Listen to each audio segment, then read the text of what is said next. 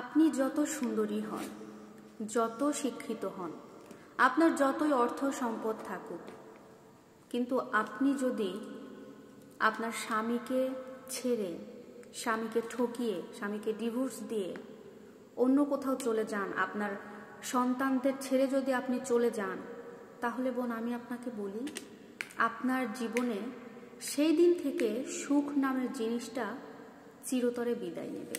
কারণ এইটা কখনো কোনোদিন সম্ভব না।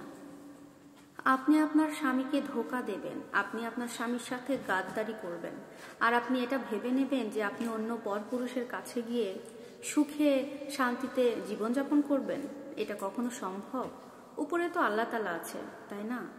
আল্লাহ তাআলা এটা কখনো আপনাকে দিবে না সুখ, কখনোই আল্লাহ তাআলা আপনাকে সুখ দিবে না। আপনি যদি কালো হন, আপনার যদি শারীরিক গঠন সুন্দর না হয়, কিন্তু আপনি আপনার স্বামীর আন্ডারে আছেন, আপনি আপনার স্বামীর সাথে ঘর করছেন, আপনি সেইখানে সেই স্বামীর কাছে সেই সংসারে সুখ পাবেন, আল্লাহ আপনাকে সুখে রাখবে। কিন্তু আপনি সুন্দরের বড়াই করে, শিক্ষিতর বড়াই করে, টাকা পয়সার গরমে আপনার স্বামীর সাথে খারাপ ব্যবহার করবেন, গাদ্দারি করবেন, ঠকিয়ে অন্য পরপুরুষের হাত ধরবেন, সন্তানদের ছেড়ে, সেখানে আপনি সুখ কিভাবে আশা করেন? কোনোদিনও আপনি সুখে থাকতে পারবেন না বোন। জীবন অনেক কঠিন, অনেক কঠিন। তোমার স্বামী তুমি চলে যাওয়ার পরে কষ্ট তো পাবে, এটা স্বাভাবিক, কষ্ট পাবেই। সেই কষ্ট থেকে সবার সামনে হয়তো বা কান্না করবে না, কিন্তু মনের থেকে, মনের ভেতরে কষ্ট থেকে যে দীর্ঘ একটা নিঃশ্বাস ফেলবে, আর এই দীর্ঘ নিঃশ্বাস যতবার ফেলবে, এই দীর্ঘ নিঃশ্বাস তোমার জন্য ততবার জাহান্নাম হয়ে দাঁড়াবে। সময় আছে, এখনো অনেক সময় আছে। যদি এই ধরনের চিন্তা ভাবনা কোনো বোন করে থাকো মনে মনে, তাদের রিকোয়েস্ট করব, চেঞ্জ করে ফেলো তোমার চিন্তা ভাবনা। যত তাড়াতাড়ি পারো মন থেকে এগুলো চেঞ্জ করে ফেলো। সুখ দিবে আল্লাহ তাআলা, তোমাকে অবশ্যই সুখ দিবে। এখন যদি তুমি একটু কষ্টেও থাকো, তোমার যে স্বামী আছে, যদি তোমার কষ্ট হয়, তুমি একটু মানিয়ে নাও, দেখবা ভবিষ্যতে তুমি সুখী হবা, সুখ পাবেই তুমি। একটা বিবাহিত নারীর প্রকৃত সুখ কোথায় জানো?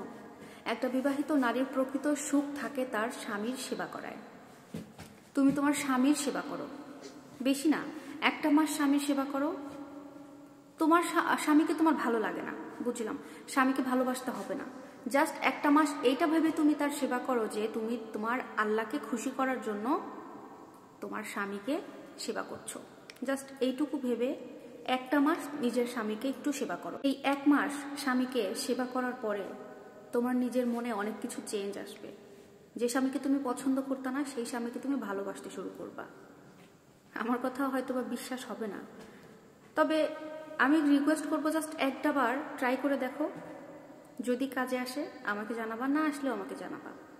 তবুও স্বামীর ঘর ছাড়বা না, স্বামীকে ছাড়বা না, উল্টাপাল্টা চিন্তা মাথায় আনবা না। অন্য পুরুষের মধুর মধুর কথায় ভুলে নিজের সর্বনাশ করো না।